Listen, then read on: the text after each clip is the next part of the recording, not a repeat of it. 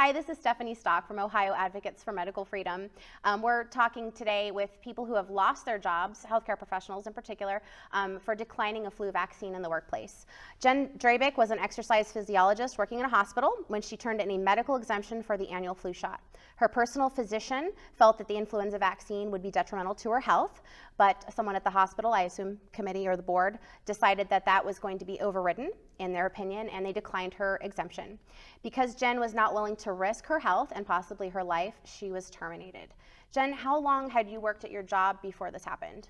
So I worked in a hospital for 15 and a half years, and I worked at my former employer for almost 13 years when I was terminated. Wow, okay. Had you ever had a flu shot prior to this? Never. Okay. Never. Okay. What was the reason that your doctor felt that you shouldn't get a flu shot? So in all the years that I worked at a hospital, I just always instinctively felt like I just didn't want a flu shot. I never was interested in having one. About a year before the policy came out, I was diagnosed with an autoimmune disease. And that instinct kind of was the backbone to just feeling like it wasn't the right thing, and I didn't want to have anything injected into my body. Okay, and obviously your physician agreed with that. So yeah, so that was my instinct was to decline, and my physician supported that based on the diagnosis of an existing autoimmune disease. Okay, and did you try to appeal the hospital's decision? So yeah, so I went through the whole exemption process. My exemption was denied, and I appealed it. At that point, it was supposed to go to a third party, a non-biased third party. And after I was terminated, I found out that that third party was actually people that were originally on the original flu shot committee. So the same people were actually, wow, okay. Yeah, it was supposed to be a non-biased third party, but it was in fact people who had already declined the original exemption request. So, and that was information that I had received via email after I actually lost my job. Okay, and what did they say? Obviously, they said no go on the exemption. Right, and then they also declined the appeal. And then after I lost my job, I sent an email saying, I just really would like a little bit more information about who that third party was. Can you tell me, was it somebody who didn't, that wasn't a part of the original decision? And they started listing people who were actually on that flu shot committee, who were the people who were reviewing the initial exemption requests. Wow. So, yeah. So at that point, it was too late. There was nothing that I could do. And they said that they would not converse with me any further via email. Did you know of anyone else that this happened to? I mean, in the work, as far as having a medical exemption denied at your work, or that you know of, were you the only one? As far as I know, that year, there were only 2 other people that were fired. And I believe they both requested exemptions, and they both were denied. Were they medical? Do you know if you don't know what type they requested? I'm not entirely sure, but. Okay, but you and 2 others were let go that year? Yes. Okay, did the hospital offer any exemptions besides medical? Did you realize there was a religious accommodation available to you, possibly? No. Okay. So the policy was written in February of 2012, and it was released to the employees in about May of 2012. And the way it was originally written was that accommodations would be made for medical contraindications only. And so based on that, that's what I applied for with my exemption request. Interestingly, I believe this was probably a result of some discourse within the employees through the hospital. About a week before the vaccination deadline was, which was November 15th of 2012, an email came out from the chief medical officer at the hospital stating that medical contraindications would be accepted, as well as personal belief, deeply held moral and personal beliefs against vaccination. Okay. So at that point, I actually then submitted another statement saying, okay, well, I also have this deeply held moral belief against receiving this vaccine. And again, that was also declined. Yeah. So, no, I didn't know that I had a right. I didn't know that I had religious right to refuse a vaccine, and that was that policy itself was unconstitutional. I know that now, but I didn't know it then. Yeah, and apparently it's very difficult to go for a medical exemption and then to also have religious beliefs as well. I think it's pretty typical that they say, oh, well, if you didn't do that in the first place, then it's not really a religious belief, even though constitutionally speaking, they have no right to question your religious belief, because you can have a medical indication that you don't want to do it as well as a religious. Absolutely. They can definitely coincide with one another. And I think a huge problem with the religious exemption is that most people don't realize that they could file through the EEOC, but that process can take 2 to 3 years. And then what do these people do for a job during the 2 to 3 years that they're waiting to, right, quote unquote, get their job back? Either you have a religious right or you don't. You should be able to exercise that right at the time where you're actually wanting to go to work the next day and not 3 years later. Absolutely. So that's a huge problem. If you could, would you return to work if you could?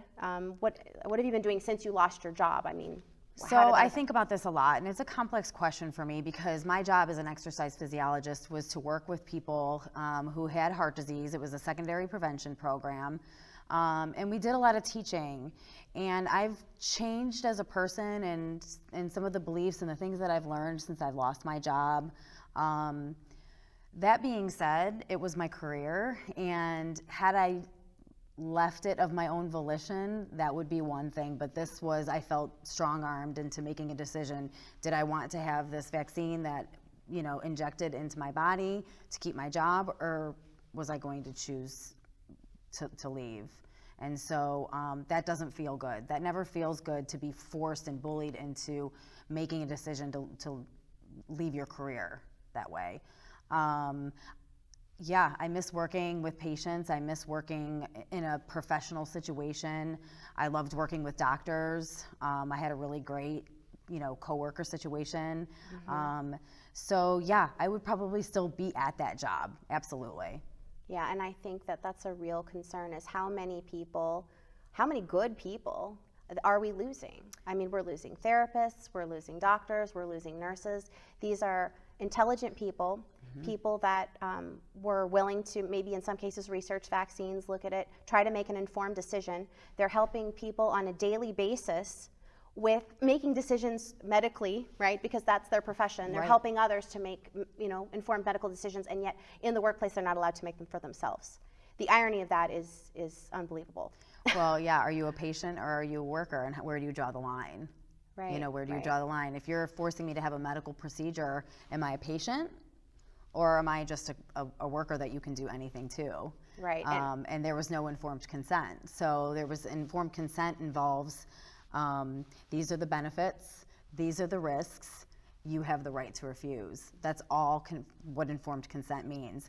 And every patient that came into cardiac rehab, we provided a 2-page informed consent form to. So I know what informed consent means, and we did not receive that. It was, you take this shot or you're out.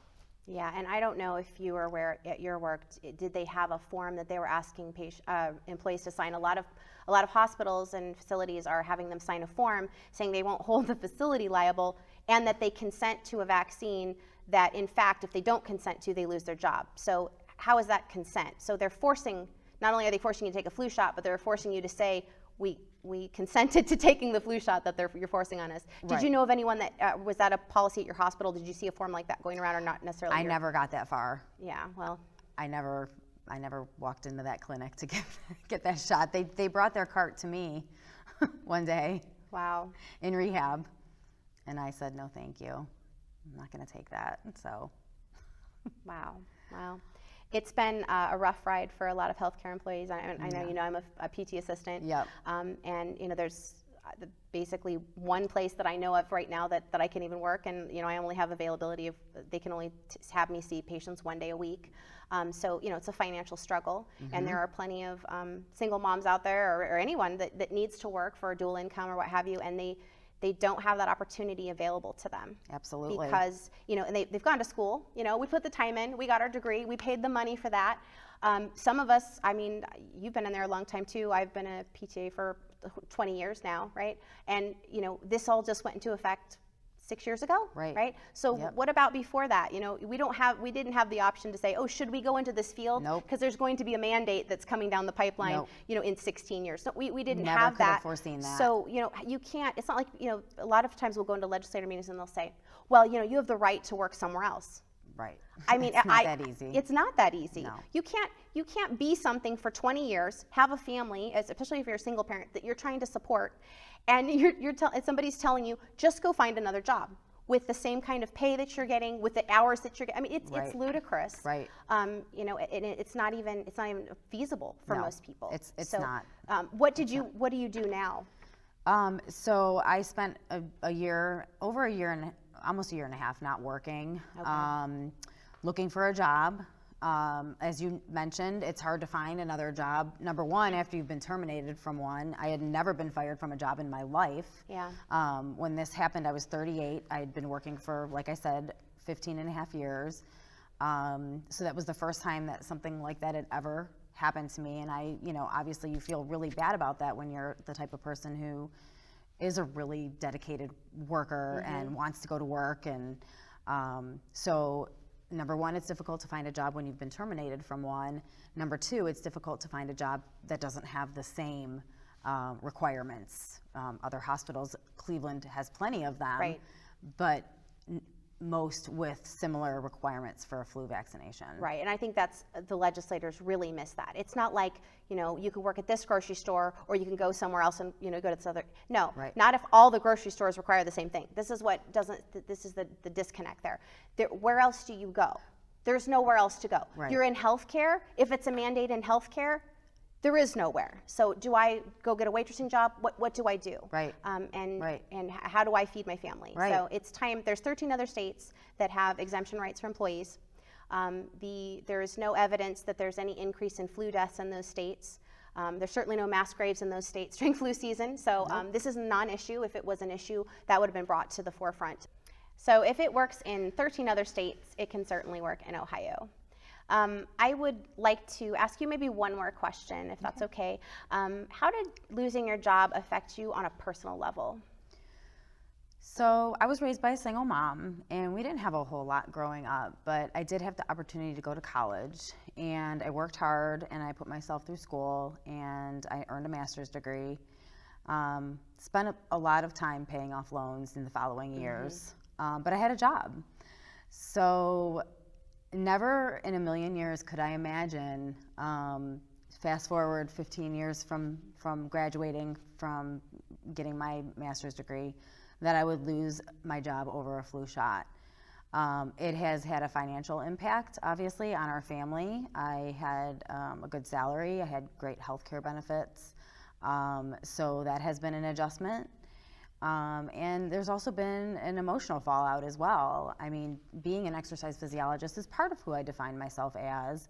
And because I've had to discontinue that, it's been really difficult to lose that part of myself. Because it was, like I said, part of how I defined myself and who I was. Yeah. So emotional and financial impact for sure. What would you say to legislators that might be watching this? I would say the government has no right, your employer has no right to make a decision and force you to receive a medical procedure in order to keep a job, in order to receive an education. I would say to them, this is an unprecedented mandate. You can tell me that I have to wear khaki pants to work. You can tell me that I can only wear 2 rings on my finger. But you can't tell me that I need to inject something into my body to keep my job. People have lost that fine line of, we're at an at-will state, but where do you draw the line as to what they can require you to keep your job? Where there is a risk, there must be a choice, and that's it. And sometimes when you're not affected by these things, you don't give them much thought. So I think when these start to come down and start to affect more people, they're going to start to take notice. But where there is a risk, there must be a choice, and we must be able to make that choice without adverse effects to our our livelihoods. Yeah, and our jobs. absolutely. And we have seen that in legislative meetings, that there's a major concern for employer rights. And I understand that. And America is based on a lot of freedom there for employers. But when it gets to the point where it's going inside of our bodies, Right. the government, one of the few things that government is supposed to do is provide us with a protection to protect our own property and ourselves, so they're neglecting that at this point. They're allowing an employer to cross that boundary. And it's detrimental to people's health. We've had people die. Some people have died. Some people have Guillain-Barré, various permanent disability. Right. I mean, you know that 60% of all of the National Vaccine Injury Compensation payout goes to flu shots specifically. So how in the world can that medical procedure be tied to almost every healthcare job in Ohio, and the government does nothing? Right. So I encourage everyone to look into HB 193, contact your legislators, demand the right to have autonomy in the workplace. If you would like more information, you can go to ohioamf.org, and you can also find us on Facebook. We hope to bring you more videos in the future, so please stay tuned. And thank you for watching today.